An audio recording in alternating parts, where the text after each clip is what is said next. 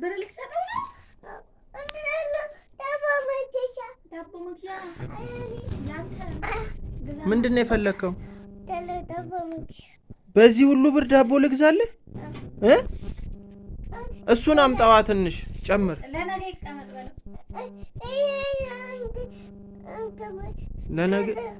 ለነገ ይቀመጥ።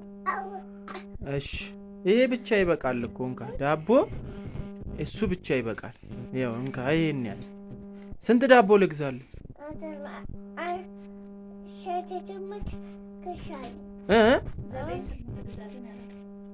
እሺ ቁጠር እስኪ ብር ቁጠር።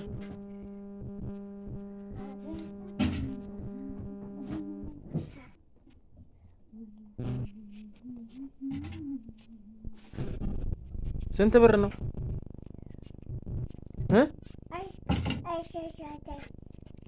ነው ልትከፍል ነው? እሺ